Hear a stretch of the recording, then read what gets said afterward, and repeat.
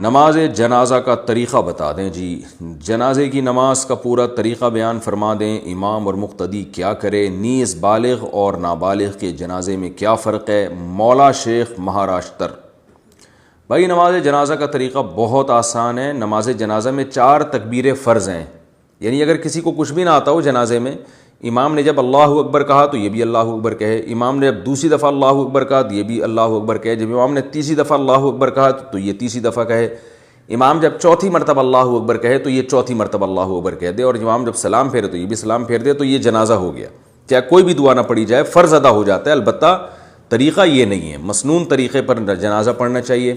مسنون طریقہ یہ ہے کہ پہلی تکبیر کے بعد آپ ثنا پڑھیں، یعنی سبحانک اللہم و بحمدک وتبارک اسمک وتعالی جدک ولا الہ غیرک۔ اس میں بعض لوگ الفاظ بڑھاتے ہیں وجل ثناؤک، تو یہ وجل ثناؤک کے الفاظ پر میں نے بہت ریسرچ کی تھی ایک دفعہ، یہ کہیں بھی کسی بھی مستند روایت سے ثابت نہیں ہے۔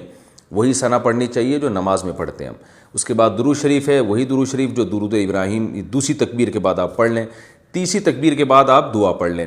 ایک مشہور دعا ہے اللہم اغفر لحینا ومیتنا وشاہدنا وغائبنا، یہ والی مشہور دعا بھی پڑھ سکتے ہیں۔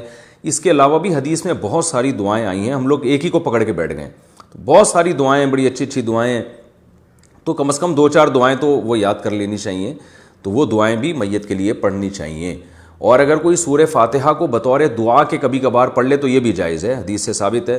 تو یہی احناف کا اور دوسرے ائمہ کا اختلاف ہے، وہ سورہ فاتحہ کو نماز جنازہ میں لازم سمجھتے ہیں اور بطور قرات کے سمجھتے ہیں، جبکہ نماز جنازہ تو ایک محض دعا ہے، اس کا وہ ارکان نہیں ہے جو نماز میں جس طرح سے دوسرے ارکان ہوتے ہیں، رکوع سجدہ، یہ چیزیں نہیں ہیں۔ تو اس طرح اس میں سورہ فاتحہ بطور دعا کے پڑھی جا سکتی ہے، بطور تلاوت کے، بطور قرات کے نہیں پڑھی جا سکتی۔